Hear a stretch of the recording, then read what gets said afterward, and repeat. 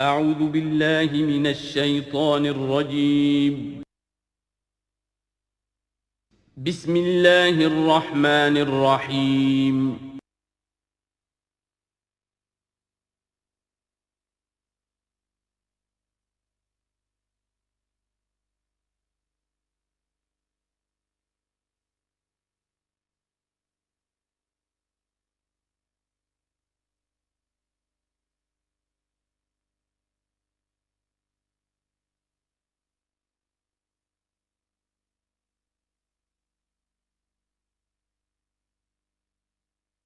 نحمده ونصلي على رسوله الكريم اما بعد فاعوذ بالله من الشيطان الرجيم بسم الله الرحمن الرحيم سيقول السفهاء من الناس ما ولاهم عن قبلتهم التي كانوا عليها قل لله المشرق والمغرب يهدي من يشاء الى صراط مستقيم صدق الله العظيم۔ اب یہ تحویل قبلہ کا مضمون براہ راست آ رہا ہے۔ اس کے لیے تمہیدی 2 رکوع ہم پڑھ چکے ہیں۔ حضرت ابراہیم کا تذکرہ جو معمار ہیں بیت اللہ کے، ابو الانبیاء ہیں، امام الناس ہیں، انہی کی ایک نسل بنی اسرائیل ہے، انہی کی ایک نسل بنی اسماعیل ہے۔ ان کا دین کیا تھا، اس کی بنیاد کیا تھی، انہوں نے اور خود ان کے پوتے حضرت یعقوب نے اپنی اولاد کو کس بات کی وصیت کی تھی، اب وہ اولاد مختلف پگڈنڈیوں پر چل کر کہاں کہاں پہنچ چکی ہے، یہ سارا پس منظر ہے اصل میں اس تحویل قبلہ کے لیے۔ اور تحویل قبلہ پر اب پورے 2 رکوع آ رہے ہیں۔ اس سے بسا اوقات یہ خیال پیدا ہوتا ہے، میرے ذہن میں بھی کبھی ہوتا تھا کہ یہ ایسی بڑی بات کیا تھی جس کے لیے قرآن مجید نے اتنے شد و مد کے ساتھ اور اس قدر تفصیل کے ساتھ بلکہ تکرار کے ساتھ بات کی۔ تو اصل میں اس کو یوں سمجھیے کہ ایک خاص مذہبی ذہنیت ہوتی ہے، اور وہ مذہبی ذہنیت یہ ہوتی ہے کہ اعمال کے ظاہر پر ان کی توجہ زیادہ مرکوز ہو جاتی ہے، اعمال کی جو روح ہے زیادہ اس کی طرف توجہ نہیں ہوتی۔ عوام الناس کا معاملہ یہی ہو جاتا ہے، ظواہر پر، رسومات پر، جو ظاہری شکلیں ہیں ان کی اہمیت، جو اصل دین ہے، روح دین ہے، جو مقاصد دین ہیں، ان کی طرف توجہ نہیں ہوتی۔ نتیجہ یہ ہوتا ہے کہ ظاہر میں ذرا سا فرق انہیں بہت محسوس ہوتا ہے، ذرا سا فرق ہو گیا، کسی نے رفع یدین کر لیا، قیامت آ گئی، معلوم ہوا یہ کوئی اور ہی آ گیا ہماری مسجد میں، یہ کون ہے، کسی نے آمین ذرا اونچا کہہ دیا، پھر قیامت آ گئی۔ یہ ساری چیزیں جو یہ خاص ایک ذہنیت ہوتی ہے، اس ذہنیت کے پس منظر میں یہ مسئلہ چھوٹا نہیں تھا۔ ایک تو یہ کہ جو قبائلی اور قومی پس منظر تھا اس کے حوالے سے سمجھیے، مکے میں جو لوگ ایمان لائے، ظاہر بات ہے ان سب کو عقیدت تھی خانہ کعبہ کے ساتھ، خود حضور کو تھی، آپ روتے ہوئے نکلے ہیں اور آپ نے یہ فرمایا تھا کہ اے کعبہ مجھے تجھ سے بڑی محبت ہے، لیکن تیرے یہاں کے رہنے والے مجھے یہاں رہنے نہیں دیتے۔ پھر یہ کہ وہ جو عقیدت اور محبت تھی وہ تمام اور مسلمانوں کے دلوں میں بھی تھی۔ مدینے میں آ کر آپ نے رخ بدل دیا۔ جب تک مکے میں تھے معلوم ہوتا ہے کہ حضور جب کھڑے ہوتے تھے نماز کے لیے تو آپ اس طرح کھڑے ہوتے تھے کہ بیک وقت استقبال قبلتین ہو جاتا تھا، یعنی جو جنوبی دیوار ہے ایک طرف وہ کونا ہے جس میں حجر اسود ہے، اور دوسری طرف وہ یمانی ہے، رکن یمانی جو یمن کی طرف ہے، جنوب کی طرف ہے۔ ادھر کوئی شخص کھڑا ہوگا اور وہیں پر انہی کے درمیان جو ہے جب طواف کیا جاتا ہے تو دعا مانگی جاتی ہے، ربنا آتنا فی الدنیا حسنۃ وفی الآخرۃ حسنۃ وقنا عذاب النار۔ باقی پورے طواف میں آپ جو چاہیں دعا مانگے، لیکن یہاں یہ دعا ہے خاص۔ اب اگر کوئی شخص ادھر کھڑا ہو کر نماز پڑھ رہا ہے تو کعبہ تو سامنے ہے ہی، ٹھیک سیت میں یروشلم بھی ہے۔ استقبال القبلتین، ایک ہی وقت میں 2 قبلوں کی طرف رخ ہو گیا۔ مدینہ میں آ کر معاملہ بدل گیا، مدینہ درمیان میں ہے، مکہ مکرمہ اس کے جنوب میں ہے اور یروشلم اس کے شمال میں ہے۔ اب جنوب کی طرف رخ کریں گے تو پیٹھ ہوگی یروشلم کی طرف، یروشلم کی طرف رخ کریں گے تو پیٹھ ہوگی کعبے کی طرف۔ اس میں امتحان ہو گیا ان لوگوں کا جو ایمان لائے تھے، کہ آیا وہ محمد الرسول اللہ صلی اللہ علیہ وسلم کے فرمان کی پیروی کرتے ہیں یا اپنی پرانی عقیدتوں اور اپنی پرانی جو روایات ہیں ان کو زیادہ اہمیت دیتے ہیں۔ اللہ کا شکر ہے جو لوگ مکے سے آئے تھے ان کی اتنی تربیت ہو چکی تھی کہ ان میں سے کسی کے لیے کوئی مسئلہ پیدا نہیں ہوا۔ اقبال کا وہ مصرع پھر سنا رہا ہوں، بمصطفیٰ برساں خیش را کے دی ہموست، اگر بہو نہ رسیدی تمام بولا بیست۔ حالانکہ قرآن مجید میں کہیں منقول نہیں ہے کہ اللہ نے حکم دیا تھا، ہو سکتا ہے اللہ نے حضور کو وحی خفی کے ذریعے سے حکم دیا ہو، لیکن وحی جلی میں کہیں نہیں ہے کہ آپ کو حکم دیا گیا ہو کہ اب یروشلم کی طرف رخ کر کے نماز پڑھیے۔ یہ امتحان ہو گیا کہ رسول کا اتباع کتنا کچھ ہے۔ اب جب یہ حکم آیا اب امتحان ہو گیا جو مدینے میں رہنے والے جو ایمان لائے تھے ان کا، اس لیے کہ یہاں یہودی بھی تھے، بعض ان میں سے ایمان لائے، عبداللہ ابن سلام رضی اللہ تعالیٰ عنہ تھے، ان کو علماء میں سے تھے، لیکن جو اور دوسرے لوگ تھے وہ بھی زیر اثر تھے یہود کے علماء کے، ان کے دل میں بھی یروشلم کی عظمت تھی۔ اب جب انہیں رخ کرنا پڑا تو یہ ان کے ایمان کا امتحان ہو گیا۔ تو یہ بڑا امتحان تھا اس میں کہ جو سب کے لیے مثبر تھا، اور مسلمانوں میں سے بعض لوگوں کے دلوں میں یہ خیال بھی پیدا ہوا ہوگا اگر اصل قبلہ یہ تھا تو ہم نے اب تک جو نمازیں پڑھی ہیں وہ تو پھر ہم نے غلط رخ پر پڑھی، ہماری اتنی سالوں کی کسی کو ایمان لائے ہوئے 10 برس ہو گئے، ہماری ان نمازوں کا کیا بنے گا؟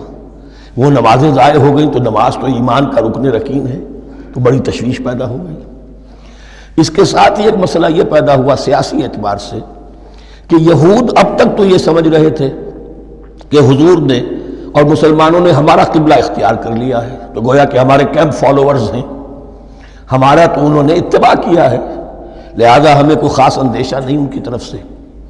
لیکن اب جب قبلہ بدل گیا تو ان کے کان کھڑے ہو گئے کہ یہ تو پھر کوئی نئی اب ملت ہے اور نئی امت کی تشکیل ہو رہی ہے، لہذا ان کی طرف سے مخالفت جو تھی اس کے اندر شدت زیادہ پیدا ہو گئی۔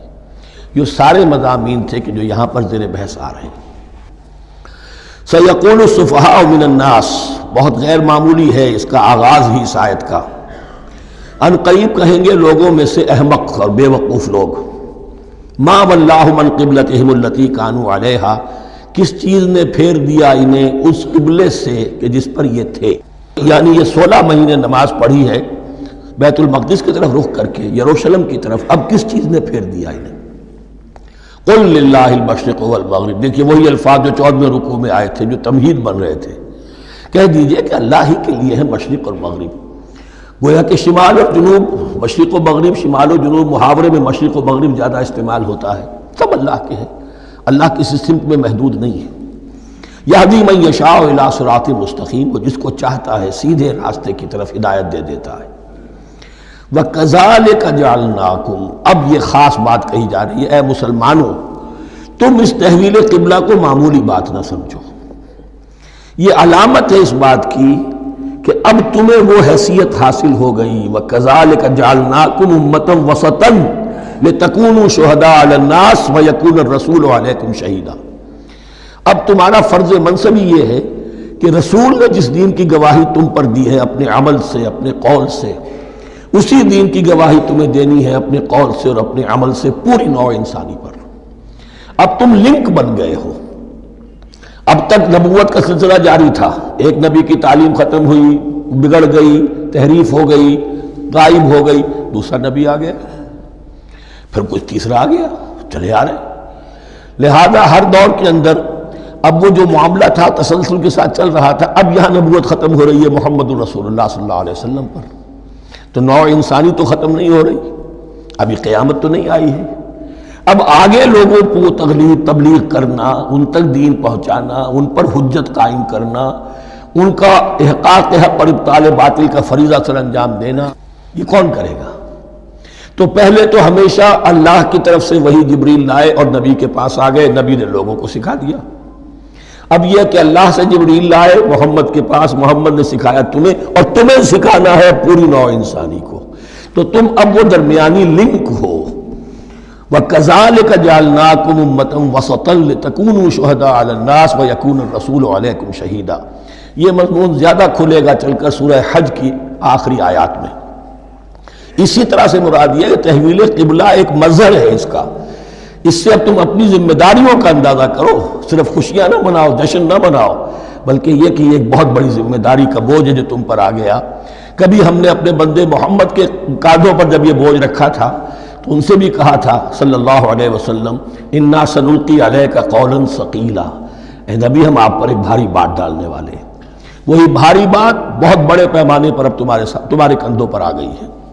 وَكَذَلِكَ جَعَلْنَاكُمْ أُمَّةً وَسَطًا لِتَكُونُوا شُهَدَاءَ عَلَى النَّاسِ وَيَكُونَ الرَّسُولُ عَلَيْكُمْ شَهِيدًا وَمَا جَعَلْنَا الْقِبْلَةَ الَّتِي كُنْتَ عَلَيْهَا، اور ہم نے نہیں قرار دیا تھا اس قبلے کو جس پر کہ اے نبی آپ پہلے تھے۔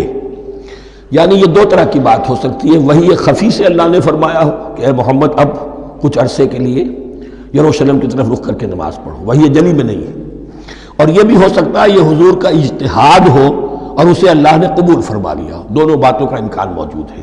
حضور کے اجتہاد پر اگر اللہ کی طرف سے نفی نہ آئے تو وہ گویا اللہ کی طرف سے۔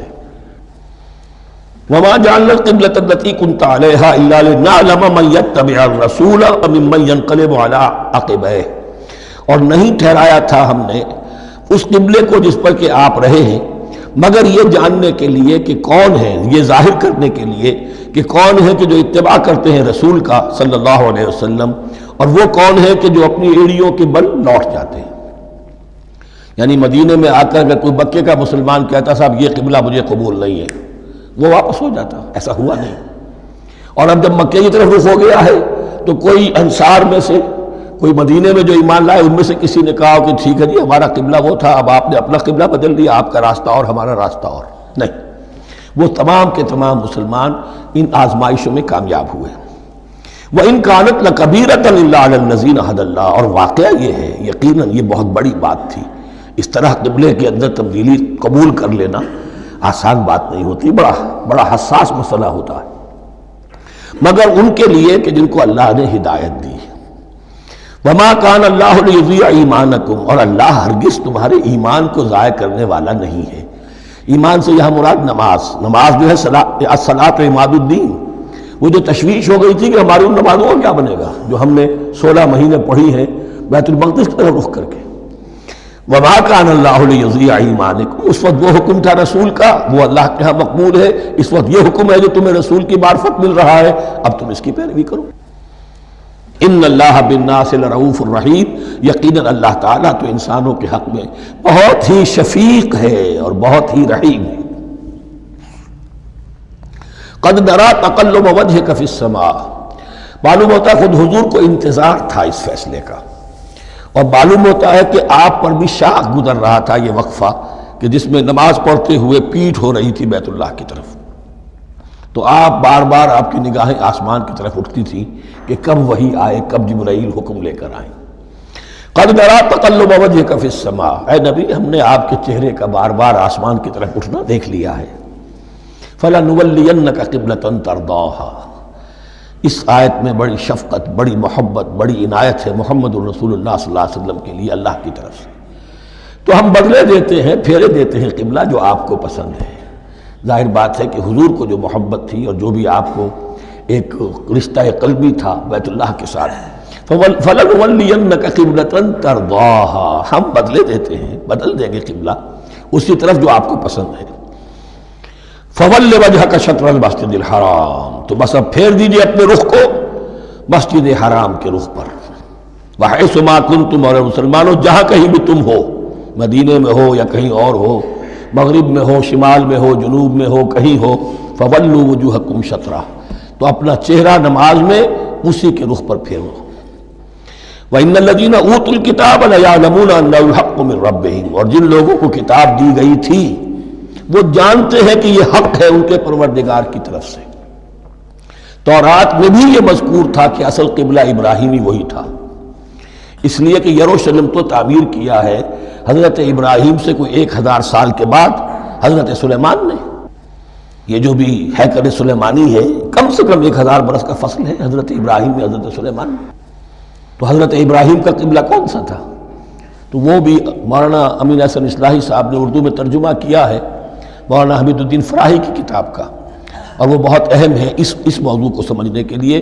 بہت سے مسلمان مفسرین نے بھی اس میں ٹھوکر کھائی ہے۔ ان الذین اوتوا الکتاب لیعلمون انہ الحق من ربہم وما اللہ بغافل عما یعملون، اور اللہ غافل نہیں ہے اس سے کہ جو وہ کر رہے ہیں۔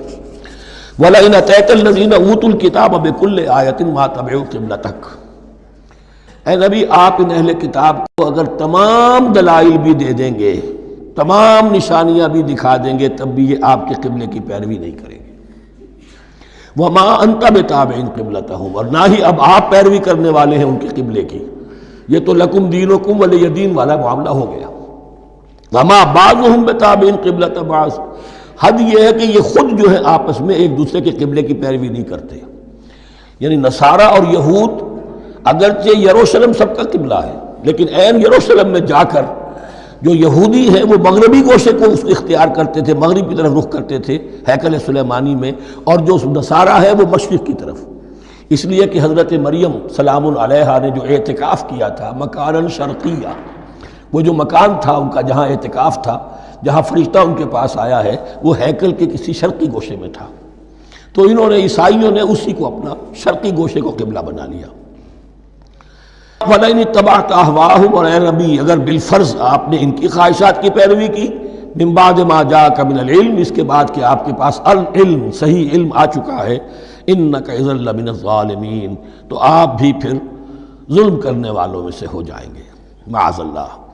الذین آتیناہم الکتاب یعرفونہ کما یعرفون ابناءہم، جن لوگوں کو ہم نے کتاب دی یعنی تورات اور انجیل کے جو صحیح ماننے والے ہیں، یہ نکتہ یہاں نوٹ کر لیجئے، تورات اور انجیل کے ماننے والوں میں سے غلط کاروں کے لیے مجہول کا صیغہ آتا ہے، اوتوا الکتاب، جنہیں کتاب دی گئی تھی، اور جو ان میں سے ٹھیک تھے صحیح رخ پر تھے ان کے لیے معروف کا صیغہ ہوتا ہے جنہیں کتاب ہم نے دی تھی۔ یہ انداز جو ہے معروف اور مجہول کا، یہ آپ دیکھیں گے کہ فرق ہوگا، جہاں ان کی کسی غلط بات کا تذکرہ ہوگا الذین اوتوا الکتاب، اور جہاں اچھی بات کا تو وہاں یہ کہ جو آتیناہم الکتاب، الذین آتیناہم الکتاب یعرفونہ کما یعرفون ابناءہم، وہ ایسے ہی پہچانتے ہیں اس کو۔ ہو کی ضمیر قبلے کی طرف بھی ہے، اور ہو کی ضمیر محمد الرسول اللہ کی طرف بھی ہے، ہو کی ضمیر قرآن کی طرف بھی ہے، ایسے پہچانتے ہیں جیسے اپنے بیٹوں کو۔ وَإِنَّ فَرِيقًا مِّنْهُمْ، اور یقیناً ان میں سے ایک گروہ وہ ہے لَيَكْتُمُونَ الْحَقَّ وَهُمْ يَعْلَمُونَ، جو جانتے بوجھتے حق کو چھپاتے ہیں۔ الحق من ربک، یہ حق ہے آپ کے رب کی طرف سے، فلا تکونن من الممترین، تو آپ ہرگز نہ بنے شک کرنے والوں میں۔ یہ حضور سے خطاب ہو رہا ہے، اور حضور کی وساطت سے اصل میں ہر مسلمان سے خطاب ہو رہا ہے، یہ بات ان سے کہی جا رہی ہے کہ اس میں کوئی شک اپنے پاس مت آنے دو، یہ تو حق ہے تمہارے پروردگار کی طرف سے۔ وَلِكُلٍّ وِجْهَةٌ هُوَ مُوَلِّيهَا، ہر ایک کے لیے ہم نے ایک رخ معین کر دیا جس کی طرف کہ وہ رخ کرتا ہے۔ فَاسْتَبِقُوا الْخَيْرَاتِ، تو مسلمانوں تمہارے لیے ایک رخ تو ہم نے معین کر دیا بیت اللہ کا، ایک باطنی رخ کیا ہے؟ نیکیوں میں ایک دوسرے سے آگے بڑھنے کی کوشش کرو۔ ایک ہے ظاہر، نماز کا ظاہر ہے، آپ نے قبلے کی طرف رخ کر لیا ہے، آپ نے وضو کیا ہے، ایک نماز کا باطن ہے، خشوع ہے، خضوع ہے، حضور قلب حاصل ہے، رقت ہے، معلوم ہے کس کے سامنے حاضری ہے۔ اسی طریقے سے قبلہ ایک تو یہ ہے جو کہ کعبہ ہے، بیت اللہ ہے، ایک یہ فاستبقوا الخیرات، تم ہر نیکی کے اندر ایک دوسرے سے آگے بڑھنے کی کوشش کرو۔ اینما تکونوا یأتی بکم اللہ جمیعا، جہاں کہیں بھی ہوگے اللہ تم سب کو لے آئے گا، جمع کر دے گا۔ ان اللہ علی کل شیء قدیر، یقینا اللہ تعالی ہر چیز پر قادر ہے۔ ومن حیث خرجت فول وجهک شطر المسجد الحرام، اور جدھر سے بھی آپ کا نکلنا ہو، کہیں سفر کریں، کہیں بھی جائیں، تو آپ اپنا رخ پھیر دیجئے مسجد حرام کی طرف۔ وَإِنَّهُ لَلْحَقُّ مِن رَبِّكَ، اور یہ یقیناً حق ہے آپ کے رب کی طرف سے۔ وَمَا اللَّهُ بِغَافِلٍ عَمَّا تَعْمَلُونَ، اور اللہ غافل نہیں اس سے کہ جو تم کر رہے ہو۔ یہاں بظاہر جو ہے کلام حضور سے ہے، اصل میں مسلمانوں سے خطاب ہے بواسطہ محمد صلی اللہ علیہ وسلم۔ وَمِنْ حَيْثُ خَرَجْتَ فَوَلِّ وَجْهَكَ شَطْرَ الْمَسْجِدِ الْحَرَامِ وَحَيْثُ مَا كُنْتُمْ فَوَلُّوا وُجُوهَكُمْ شَطْرَهُ، اور دیکھو جہاں بھی تم نکلو اپنا رخ کرو مسجد حرام کی طرف۔ امریکہ میں جاؤ تب بھی رخ ہوگا مسجد حرام کی طرف، روس میں جاؤ رخ تمہارا ہوگا مسجد حرام کی طرف۔ وَحَيْثُ مَا كُنْتُمْ، اور اے مسلمانوں جہاں کہیں بھی تم ہو، فَوَلُّوا وُجُوهَكُمْ شَطْرَهُ، تو اپنے چہروں کو پھیر دو اسی کے رخ پر۔ لِأَلَّا يَكُونَ لِلنَّاسِ عَلَيْكُمْ حُجَّةٌ، تاکہ نہ رہے لوگوں کے پاس تمہارے خلاف کوئی دلیل۔ اب اس بات کو سمجھ لیجئے کہ چونکہ تورات میں لکھا ہوا تھا کہ نبی آخر الزمان کا قبلہ کعبہ ہوگا، اگر حضور یہ قبلہ اختیار نہ کرتے تو علماء یہود حجت قائم کرتے مسلمانوں پر کہ دیکھو تورات میں تو یہ لکھا ہے اور انہوں نے وہ اختیار نہیں کیا. تو یہ گویا کہ ان کے اوپر اتمام حجت بھی ہو رہا ہے اور قطع عذر بھی ہو رہا ہے، ان کی حجت کی جڑ بھی کٹ رہی ہے. الا الذین ظلموا منہم، سوائے ان میں سے ان کے جو ظالم ہیں، اعتراض کرنے کے لیے لاکھ انہوں نے پھر بھی ہیلے بہانے بنائی لینے ہیں. فلا تخشوہم، تو اے مسلمانوں ان سے نہ ڈرو، واخشونی، مجھ سے ڈرو.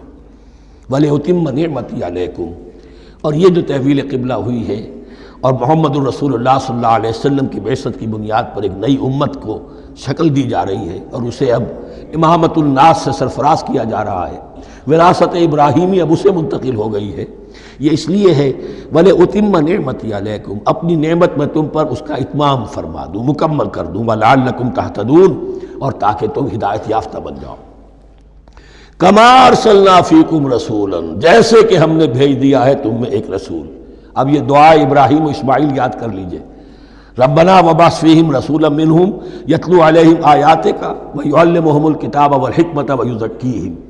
اب گویا کہ وہاں تو دعا تھی اور یہ 3000 سال کے بعد اس دعا کا ظہور ہو رہا ہے بعثت محمدی کی شکل میں. کما ارسلنا فیکم رسولا منکم، جیسے کہ ہم نے بھیج دیا ہے تم میں رسول اپنا، تم ہی میں سے. یتلو علیکم آیاتنا، وہ تلاوت کرتا ہے تم پر ہماری آیات. ویزکیکم، تمہیں پاک کرتا ہے، تزکیہ کرتا ہے تمہارا. ویعلمکم الکتاب والحکمہ، اور تمہیں تعلیم دیتا ہے کتاب و حکمت کی. ویعلمکم ما لم تکونوا تعلمون، اور تمہیں تعلیم دے رہا ہے ان چیزوں کی جو تمہیں معلوم نہیں تھی. یہاں ایک نقطہ بڑا اہم ہے، حضرت ابراہیم اور اسماعیل کی دعا میں جو ترتیب تھی یہاں اللہ نے اس کو بدل دیا ہے.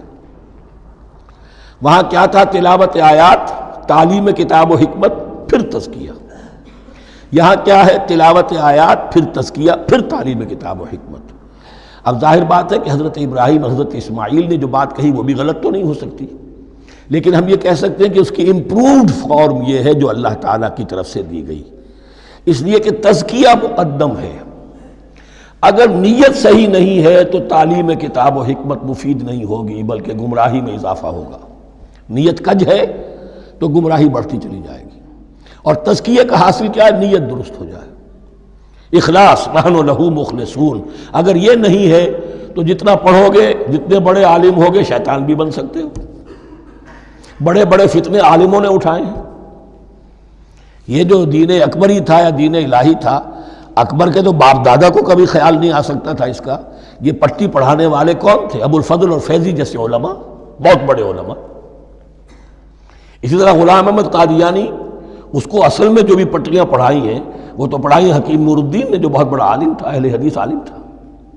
تو در حقیقت بہت بڑا عالم ہوگا، اگر اس کی کج ہو گئی نیت تو اتنا ہی بڑا فتنہ اٹھا دے گا.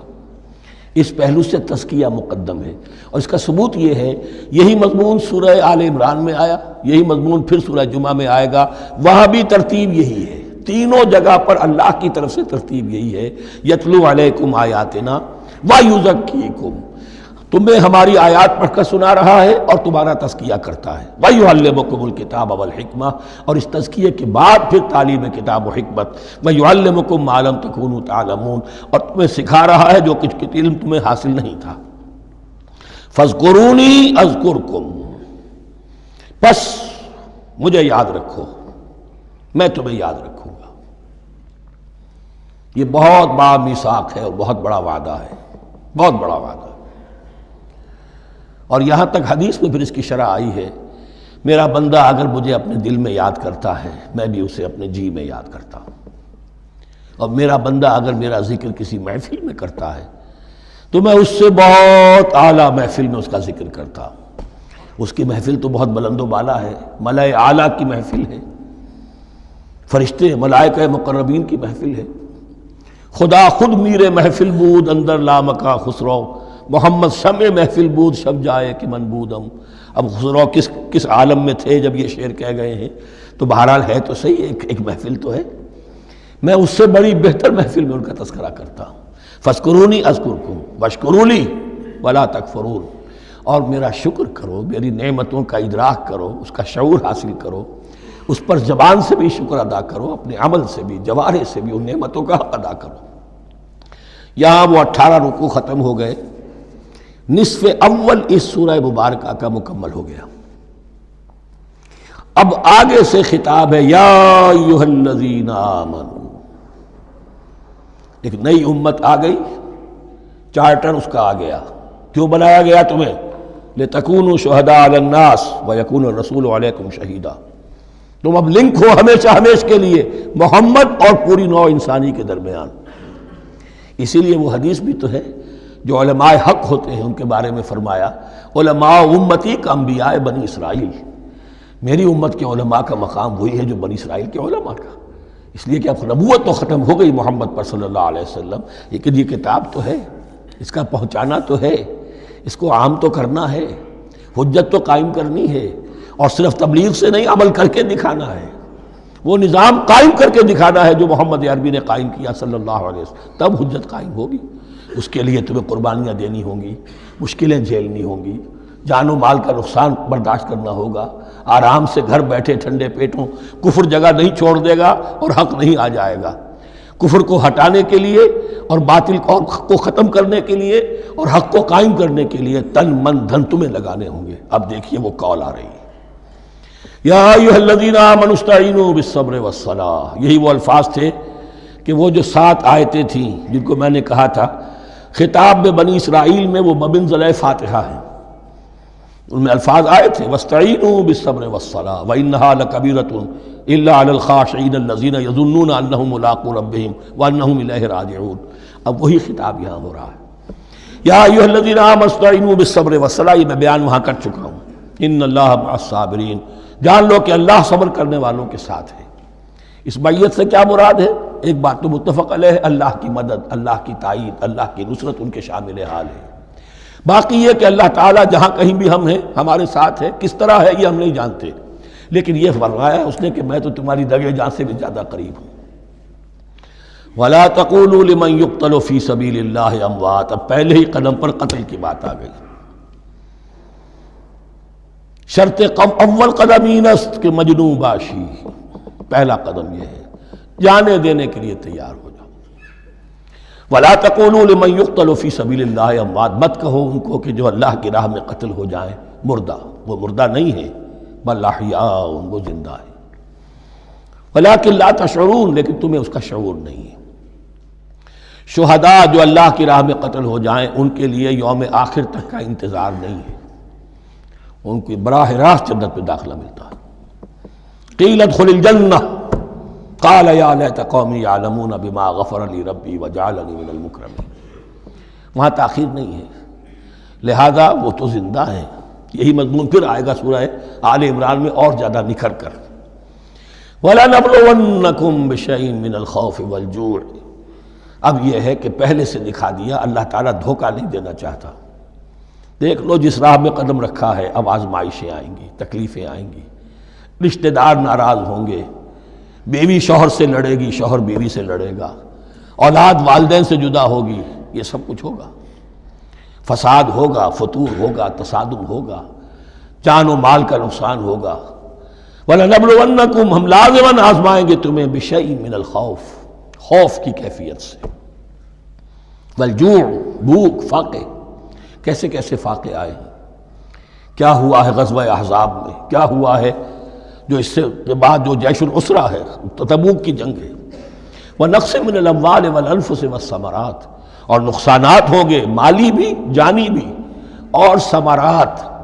اب ثمرات یہاں دو معنی دے رہا ہے، چونکہ مدینے والوں کی جو تھی اصل جو ان کی معیشت تھی وہ زرعی تھی، پھل، خاص طور پر کھجور، یہ ان کی پیداوار تھی، جسے آج کل آپ کہتے ہیں کیش کراپ جو ہے ان کی، وہ یہ تھی۔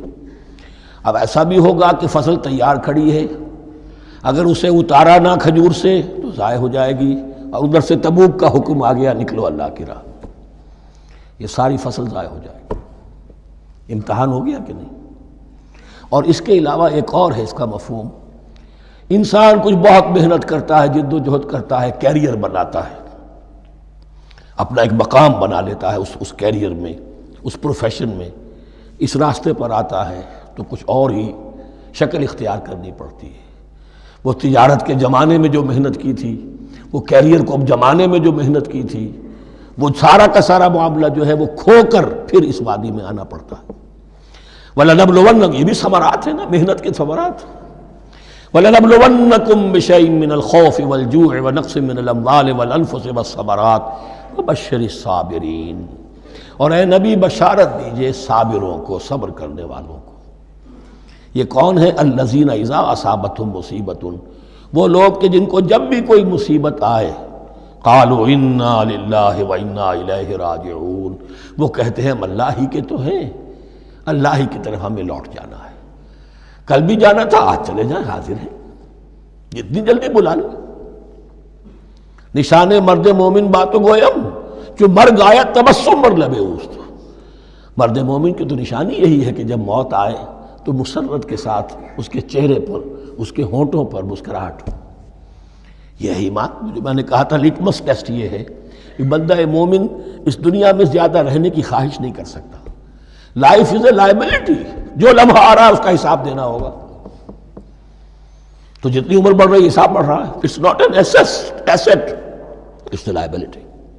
اور الدنیا سجن المومن و جنت الکافر، یہ تو مومن کے لیے ایک قید خانہ ہے، ہاں کافروں کی جنت۔ وَبَشِّرِ الصَّابِرِينَ الَّذِينَ إِذَا أَصَابَتْهُمْ مُصِيبَةٌ قَالُوا إِنَّا لِلَّهِ وَإِنَّا إِلَيْهِ رَاجِعُونَ أُولَٰئِكَ عَلَيْهِمْ صَلَوَاتٌ مِّن رَّبِّهِمْ وَرَحْمَةٌ، یہ ہیں وہ لوگ کہ جن پر ہر وقت اللہ کی عنایتوں کا نزول ہوتا رہتا ہے اور رحمت کی بارش ہوتی رہتی ہے۔ وَأُولَٰئِكَ هُمُ الْمُهْتَدُونَ، اور یہی لوگ ہیں ہدایت یافتہ، جنہوں نے واقعتاً ہدایت کو اختیار کیا ہے۔ اور جو ایسے مرحلے پر ٹھٹک کر کھڑے رہ جائیں، پیچھے رہ جائیں، پیچھے بیٹھ جائیں، پیٹھ موڑ لیں، وہ گویا کہ ختم ہوا ان کا معاملہ۔ اب چونکہ اس معاملے میں بحث ہو گئی تھی خانہ کعبہ کی بھی، پھر اسی میں مقام ابراہیم کی بات آ گئی تھی، تو کچھ ذہنوں میں سوال پیدا ہوا کہ یہ جو حج کے مناسک میں صفا اور مروہ جو ہے، یہ بھی تو آخر اسی کا تو ان کی کیا حقیقت ہے، کوئی حقیقت ہے یا نہیں؟ فرمایا ان الصفا والمروۃ من شعائر اللہ، یہ بھی اللہ کے شاعر میں سے ہے۔ شاعر کسے کہتے ہیں؟ وہ چیز جو شعور بخشے۔ تو وہ چیزیں کہ جن کے ساتھ اولو العزم پیغمبروں یا اولو العزم انسانوں، اولو العزم اولیاء اللہ کے کچھ حالات و واقعات کا کوئی ذہنی سلسلہ قائم ہوتا ہو، وہ گویا کہ شعور دلانے والے ہوتے ہیں، یاد دلانے والے ہوتے ہیں، اللہ تعالیٰ کی طرف ذہن کو لے جانے والے ہوتے ہیں۔ اس اعتبار سے شاعر ان الصفا والمروۃ من شعائر اللہ فمن حج البیت او اعتمر فلا جناح علیہ ان یطوف بہما، تو جو کوئی بھی ہمارے گھر کا حج کرے، بیت اللہ کا حج کرے یا عمرہ کرے، اعتمر، فلا جناح علیہ، تو کوئی حرج نہیں ہے اس پر، ان یطوف بہما، کہ ان دونوں کا بھی طواف کرے، وہ جو 7 چکر لگائے جاتے ہیں، ان الصفا والمروہ۔ ومن تطوع خیرا، جو شخص جان بوجھ کر بھلا کام کرتا ہے، فإن اللہ شاکر علیم، تو جان لو اللہ بڑا قدردان ہے۔ اب شکر انسان کرتا ہے تو اس کے معنی کیا ہوں گے؟ احسان مند ہونا۔ وہی شکر اللہ کرتا ہے شکور، اس کے کیا معنی ہوں گے؟ قدردانی، میرے بندے نے یہ کام کیا، میرے بندے نے میرے لیے یہ محنت کی، یہ قربانی دی۔ ان اللہ شاکر علیم، اور جانتا ہے، چاہے کسی اور کو پتہ نہ چلے، اسے تو معلوم ہے۔ اگر تم نے اللہ کی رضا جوئی کے لیے کسی کو کوئی مالی مدد دی ہے اس حال میں کہ جو کچھ داہنے ہاتھ نے دیا ہے بائیں کو بھی خبر نہیں ہونے دی، کجا یہ کہ کسی اور انسان کے سامنے اس کا تذکرہ ہو، تو اب یہ جو ہے اللہ کے تو علم میں ہے۔ اگر تو اللہ سے اجر و ثواب چاہتے ہو تو اس کا ڈنڈورا پیٹنے کی کوئی ضرورت نہیں، اور اگر تم نے لوگوں کو دکھانے کے لیے کیا تھا تو وہ تو شرک ہو گیا، لائبلٹی ہو گئی۔ ان الذین یکتمون ما انزلنا من البینات، اب یہاں پھر کچھ آخری یوں سمجھیے کہ یہ اب جس کو کہتے ہیں موپنگ اپ آپریشن، بات مضمون تو پورا ختم ہو گیا لیکن کچھ نہیں صحیح چیزیں ابھی ہیں سابقہ امت مسلمہ کے بارے میں کہنے کی، وہ مزید ایڈ کی جا رہی ہیں۔ ان الذین یکتمون ما انزلنا من البینات والہدی من بعد ما بیناہ للناس فی الکتاب اولئک یلعنهم اللہ یلعنهم اللاعنون، یقیناً وہ لوگ جو چھپاتے ہیں اس شے کو جو ہم نے نازل کی ہے بینات میں سے اور ہدایت میں سے، اس کے بعد کہ ہم نے ان کو واضح کر دیا ہے لوگوں کے لیے کتاب میں، وہ لوگ ہیں کہ جن پر لعنت کرتا ہے اللہ، اور لعنت کرنے والے ہیں، کرتے ہیں تمام لعنت کرنے والے۔ یعنی علم ایک بہت بڑی جو ہے امانت ہے، اس علم کا چھپانا، کتمان حق، ہم آیت پڑھ آئے ہیں وَمَنْ أَظْلَمُ مِمَّنْ يَكْتُمُ شَهَادَةً عِنْدَهُ مِنَ اللَّهِ، اگر اللہ کی طرف سے کوئی گواہی کسی کے پاس اور وہ اسے چھپا لے تو اس سے بڑا ظالم کون ہوگا؟ اب انہی کی وضاحت ہو رہی ہے، کیسی کیسی کھلی شہادتیں تورات اور انجیل میں تھیں اور ان کو یہ چھپائے پھر رہے۔ ان الذين يكتمون ما انزلنا من البينات والهدى من بعد ما بيناه للناس في الكتاب اولئك يلعنهم الله ويلعنهم اللاعنون الا الذين تابوا واصلحوا وبينوا، سوائے ان کے کہ جو توبہ کرے، رجوع کرے اور اپنی اصلاح کر لے اور اب واضح کریں وہ شے کہ جو انہوں نے چھپائی ہوئی تھی اسے ظاہر کریں۔ فاولئک اتوب علیہم، تو ان کی توبہ میں قبول کروں گا اور ان کی طرف میں نگاہ التفات میں اپنی پھر ان کی طرف متوجہ کر دوں گا۔ وَأَنَا التَّوَّابُ الرَّحِيمُ، اور میں تو ہوں ہی توبہ کا قبول کرنے والا اور رحم فرمانے والا۔ إِنَّ الَّذِينَ كَفَرُوا وَمَاتُوا وَهُمْ كُفَّارٌ، یقیناً جن لوگوں نے کفر کیا اور وہ مرے اسی حال میں کہ کفر پر قائم تھے، أُولَٰئِكَ عَلَيْهِمْ لَعْنَةُ اللَّهِ وَالْمَلَائِكَةِ وَالنَّاسِ أَجْمَعِينَ، ان پر تو لعنت ہے اللہ کی بھی اور فرشتوں کی بھی اور تمام انسانوں کی بھی۔ خالدین فیہا، اس لعنت کی کیفیت میں وہ اب ہمیشہ رہیں گے۔ لا یخفف عنہم العذاب، نہ ان پر سے عذاب کے اندر کوئی کمی کی جائے گی، ولا ہم ینظرون، نہ انہیں کوئی مہلت ملے گی کہ عذاب کا تسلسل ذرا سی دیر کے لیے وقفہ ہو جائے، سانس لینے کی مہلت مل جائے۔ ولا ہم ینظرون۔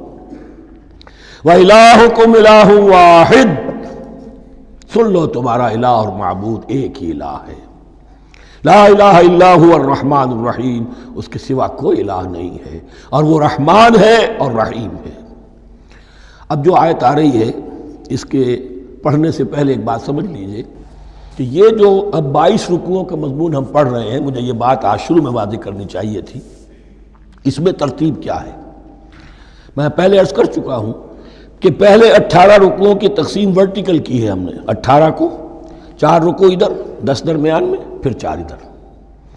یہاں اب چلے گی ہاریزونٹل تقسیم، افقی تقسیم، اور اس کی بھی شکل کیا ہے کہ 4 مضامین ہیں کہ جو تانے بانے کے ساتھ بنے ہوئے ہیں، یا 4 لڑیاں ہیں مضمون کی کہ جن کو بٹ کر رسی بنا دیا گیا۔ وہ 4 مضامین کیا ہیں؟ مسلمانوں سے خطاب میں ان کے لیے عبادات اور احکام اور شرائع، یہ واجب ہے، یہ کرنا ہے، یہ حلال ہے، یہ حرام ہے، نماز فرض ہے، روزہ فرض ہے، وغیرہ وغیرہ۔ اور 2 لڑیاں جہاد، جہاد بالمال، جہاد بالنفس۔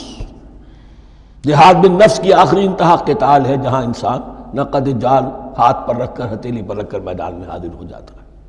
جو جنگ میں گیا اس نے اپنے آپ کو موت کے لیے پیش کر دیا، بچ کر آ جائے تو بونس ہے۔ اس اعتبار سے یہ 4 جڑیں۔ شریعت کو 2 حصوں میں تقسیم کیجئے، عبادات اور پھر بقیہ احکام شریعت، معاملات، جن میں خاص طور پر شوہر اور بیوی کا تعلق جو ہے وہ سب سے اہم ہے۔ لہذا اس صورت میں آپ دیکھیں گے تفصیلی احکام آئیں گے آئلی قوانین کے ضمن میں۔ دوسری طرف جہاد بالمال یعنی انفاق، اللہ کی راہ میں خرچ کرنا، اور جہاد بالنفس جس کی آخری منزل قتال۔ اب یہ 4 لڑیاں اس طرح سے ہیں، فرض کیجئے ایک لال لڑی ہے، ایک پیلی ہے، ایک نیلی ہے، ایک ہری ہے، ان کو بٹ دیا گیا ہے۔ جب ایک طرف سے دیکھیں گے تو کٹا پھٹا نظر آئے گا، رنگ لال نظر آیا، پھر پیلا نظر آیا، پھر نیلا نظر آیا، پھر ہرا، پھر لال، پھر نیلا، پھر پیلا، پھر ہرا۔ تو ایسا معلوم ہوگا جیسے کٹے پھٹے ہیں مضامین۔ لڑیاں کھول دیجئے، معلوم ہوگا ایک لڑی وہ بھی بڑی مسلسل ہے، جہاد بالمال کی، ایک لڑی ہے جہاد بالنفس یعنی قتال کی، ایک لڑی ہے جو عبادات کی، ایک لڑی ہے معاملات کی اور شریعت کے احکام کی۔ یہ 4 لڑیاں، اور یہ تانے بانے کی طرح بنی ہوئی ہیں، لیکن اسی بنتی میں بہت بڑے حسین پھول موجود ہیں۔ طویل آیات اور طویل آیات، عظیم ترین آیات قرآن مجید کی، ان میں سے اب ایک آیت یہاں آ رہی ہے۔ اس کو میں نے عنوان دیا ہے آیت الآیات۔ ان فی خلق السماوات والارض واختلاف اللیل والنہار والفلک التي تجری فی البحر بما ينفع الناس وما انزل اللہ من السماء من ماء فاحیا به الارض بعد موتها وبث فیہا من کل دابۃ وتصریف الریاح والسحاب المسخر بین السماء والارض لآیات لقوم یعقلون۔ اتنے فینومینا آف نیچر کسی ایک آیت میں جمع نہیں ہے قرآن۔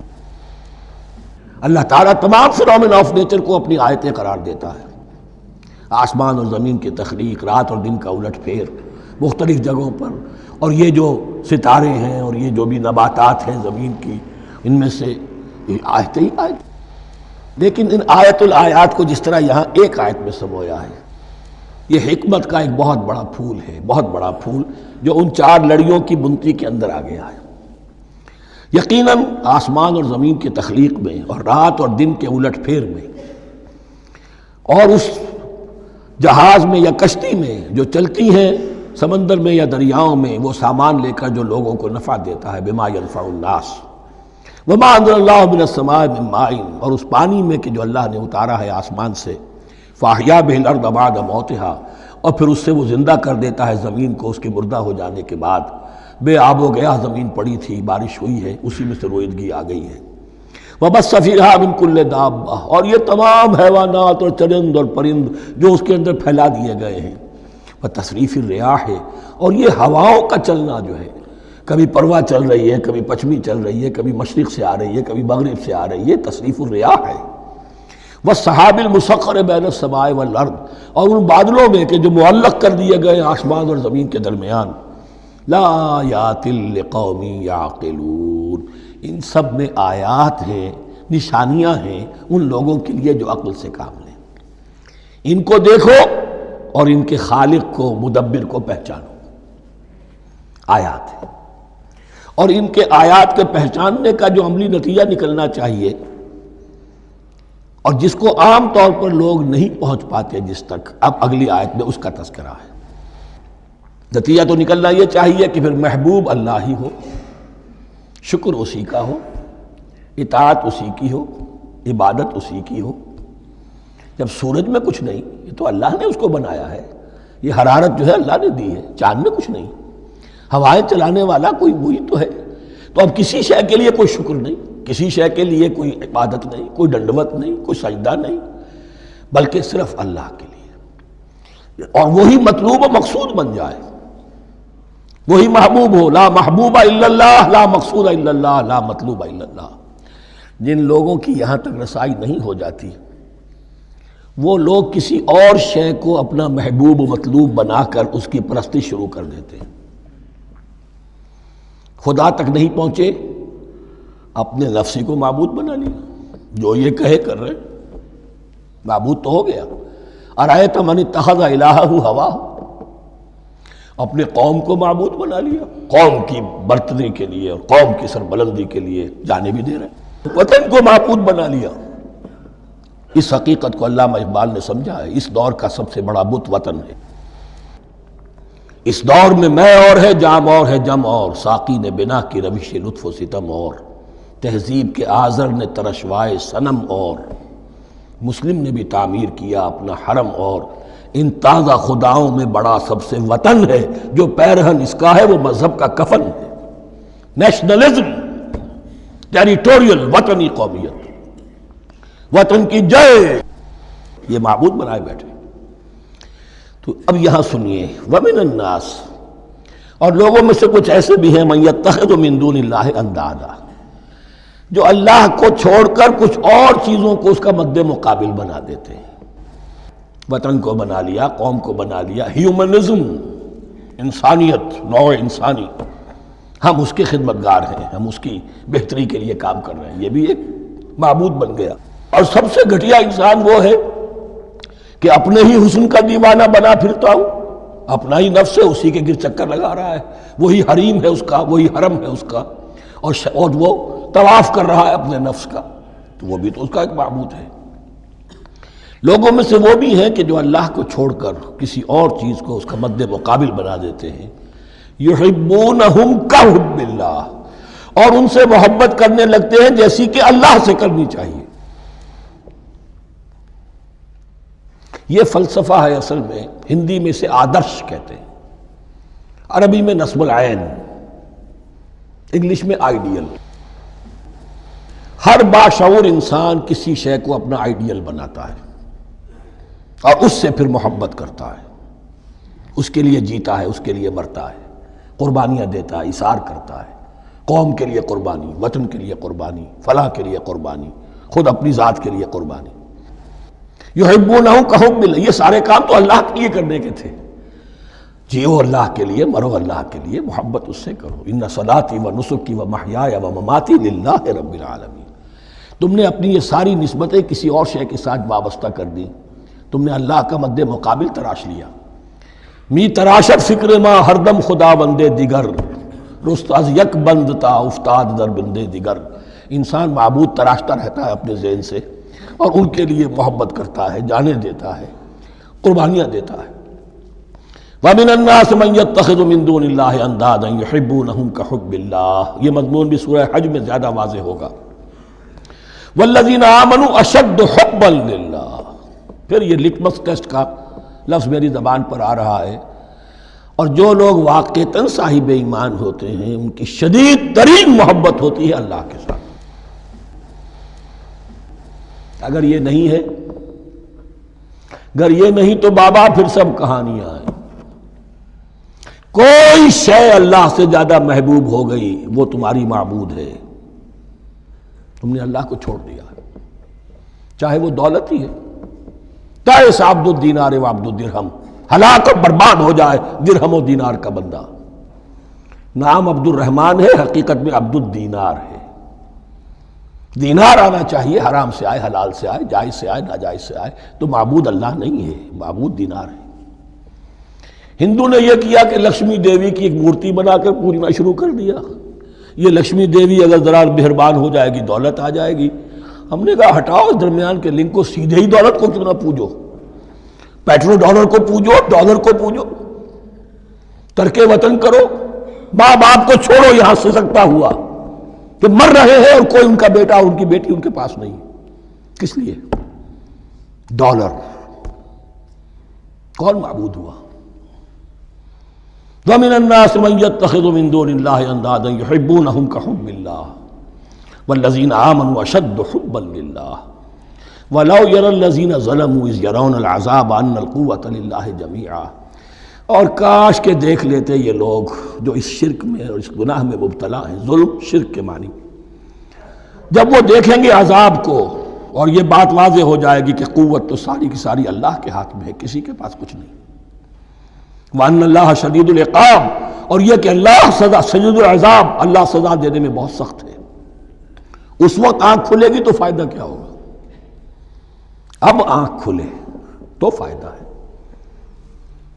استبرأ الذین اتبعوا من الذین اتبعوا، اب انسانی معاشرے کے اندر یہ ہوتا ہے، کچھ لوگ ہوتے ہیں لیڈر لوگ جو اپنے پیچھے لوگوں کو لگا لیتے ہیں، چاہے ڈیماگوگز ہوں، چاہے مذہبی جو ہے وہ مسندوں کے والی ہوں، اپنے پیچھے لگاتے ہیں، اور ان کے پیچھے لگنے والے جو ہیں وہ یہ سمجھتے ہوئے ان کی عزت بھی ہے، ان کا احترام بھی ہے، ان کے نیچے دبے بھی ہوئے، ان کا پیچھے پیچھے چلتے ہیں۔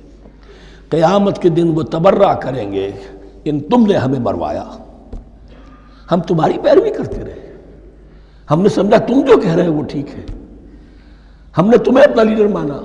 اب وہ اعلان برات کریں گے، اللہ ہمارا ان سے کوئی تعلق نہیں۔ استبرأ الذین اتبعوا، اور اس کے جواب میں پھر وہ کریں گے ہمارا تم سے کوئی تعلق نہیں۔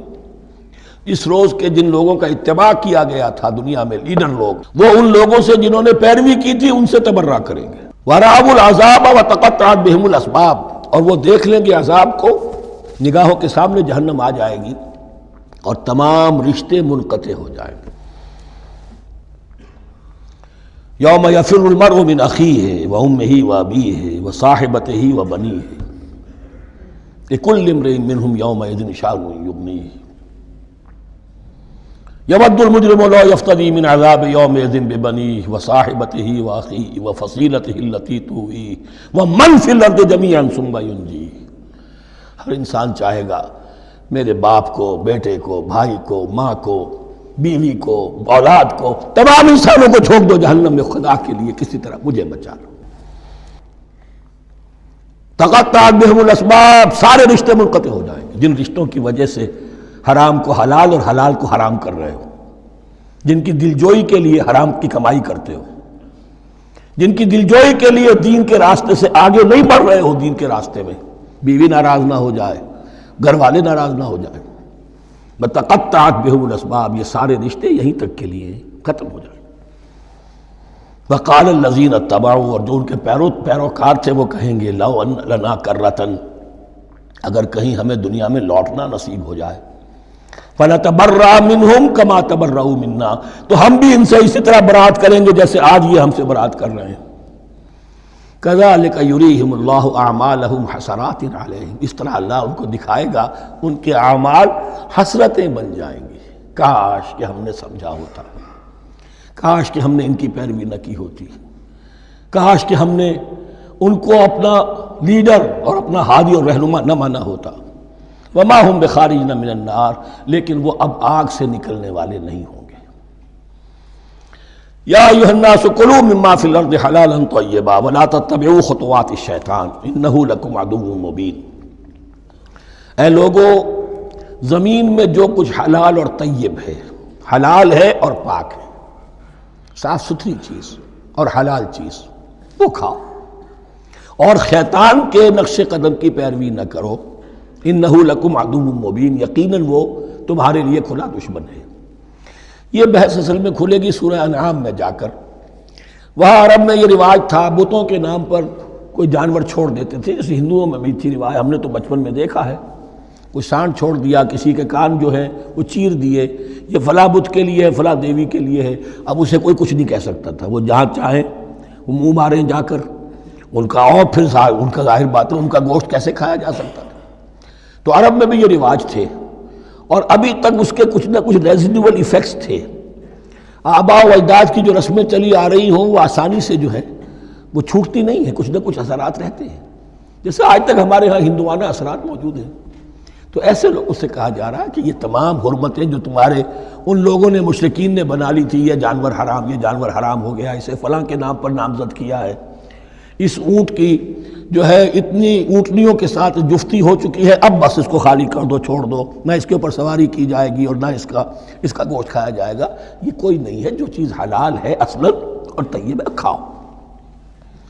انما یامرکم بالسوء والفحشاء، یقیناً شیطان تمہیں حکم دیتا ہے بدی کا اور بے حیائی کا. وان تقولوا علی اللہ ما لا تعلمون، اور اس کا کہ تم کہو اللہ کی طرف نسبت کر کے جو تم جانتے نہیں ہو کہ اللہ نے حرام کیا. بھائی تمہیں کہاں معلوم؟ کوئی دلیل لاؤ، کسی کتاب میں دکھاؤ کہ اللہ نے یہ چیز حرام کر دی. وَإِذَا قِيلَ لَهُمُ اتَّبِعُوا مَا أَنزَلَ اللَّهُ قَالُوا بَلْ نَتَّبِعُ مَا أَلْفَيْنَا عَلَيْهِ آبَاءَنَا، اور جب ان سے کہا جاتا ہے اتباع کرو اس کی جو اللہ نے نازل کیا ہے، قالوا، وہ کہتے ہیں بل نتبع ما الفینا علیہ آباءنا، ہم تو پیروی کریں گے اس کی جس پر ہم نے پایا اپنے آباء و اجداد کو. اولو کان آباؤہم لا یعقلون شیئا ولا یہتدون، کیا وہ اپنے آباء و اجداد ہی کی پیروی کرتے رہیں گے، خواہ ان کے آباء و اجداد نہ کسی بات کو سمجھ پائے ہوں نہ ہدایت یافتہ ہوئے. میں نے عرض کر دیا تھا کہ سورہ بقرہ میں جہاں دعوت تیسرے رکوع کی پہلی آیت شروع ہوئی، یا ایھا الناس اعبدوا ربکم الذی خلقکم والذین من قبلکم لعلکم تعقلون، وہ بھی تو مخلوق تھے جیسے تم مخلوق ہو، تم سے خطا ہو سکتی ہے ان سے بھی ہوئی، تم غلطی کر سکتے ہو انہوں نے بھی کی. ومثل الذین کفروا کمثل الذی ینطق بما لا یسمع الا دعاء ونداء. یہاں ذرا تمثیل کے اندر ایک پیچیدگی ہے کہ بظاہر ترجمہ تو یہ ہوگا کہ مثال ان لوگوں کی جنہوں نے کفر کیا اس شخص کی سی ہے جو پکار رہا ہے ایسی چیز کو جو نہ سنتا ہے نہ سمجھتا ہے. ہاں یہ پتہ چلتا ہے کہ کچھ پکار رہا ہے، جانور ہوتے ہیں انہیں اور کیا سمجھ میں آتا ہے. تو یہاں پہ اصل میں تمثیل میں مراد یہ ہے کہ حضور صلی اللہ علیہ وسلم اور مسلمان ان لوگوں کو جو سمجھانے کی کوشش کر رہے ہیں ان میں سے کچھ ایسے بھی ہیں کہ جو کچھ نہیں سمجھتے. دعا اور ندا تو ہے، صم بکم عمی فہم لا یعقلون، لیکن وہ بہرے بھی ہیں، گونگے بھی ہیں، اندھے بھی ہیں، وہ عقل سے کام نہیں لیتے. یا ایھا الذین آمنوا کلوا من طیبات ما رزقناکم، اے اہل ایمان کھاؤ ان تمام پاکیزہ چیزوں میں سے جو ہم نے تمہیں دی ہیں. واشکروا للہ، اللہ کا شکر ادا کرو، ان کنتم ایاہ تعبدون، اگر تم واقعتاً اسی کی عبادت کرنے والے ہو.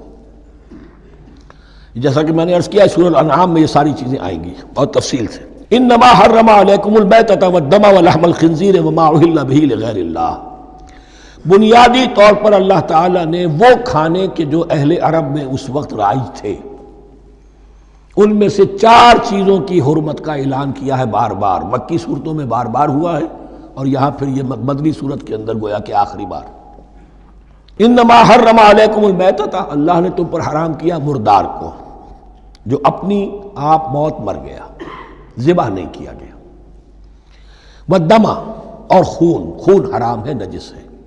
اسی لیے جو ذبح کرنے کا ہمارا طریقہ ہے وہ یہ ہے کہ صرف گردن کو کاٹا جائے تاکہ اس میں شریانے وغیرہ کٹ جائے اور اکثر جو ہے خون جسم کا نکل جائے۔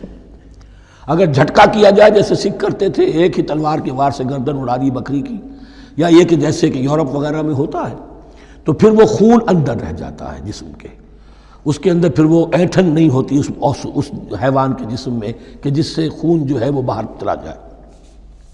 تو وہ لحم الخنزیر، اور تیسری چیز ہے خنزیر کا گوشت، اور چوتھی چیز وما اہل بہ لغیر اللہ، اور وہ کہ جس پر پکارا گیا ہو کسی کا نام اللہ کے سوا۔ اب اس میں ایک چیز تو یہ ہے کہ جسی شے کو ذبح کرتے ہوئے کسی بت کا، کسی دیوی کا، کسی دیوتا کا تذکرہ کیا، وہ تو حرام مطلق ہو ہی گیا، اس کا گوشت کھانا حرام مطلق ہے۔ لیکن اسی کے تابع یہ ہوگا کسی بزرگ کا قرب حاصل کرنے کے لیے اس کے مزار پر لے جا کر وہاں ذبح کیا جا رہا ہے۔ پوچھیں گے تو ہم تو اللہ کے لیے ذبح کر رہے ہیں، تو اللہ کے لیے تو اپنے گھر میں بھی کر سکتے تھے ذبح، یہاں کیوں لائے ہو؟ اس کو تم نے کسی اعتبار سے اس صاحب قبر کا جو ہے اس کا تقرب حاصل کرنے کا ذریعہ بنایا۔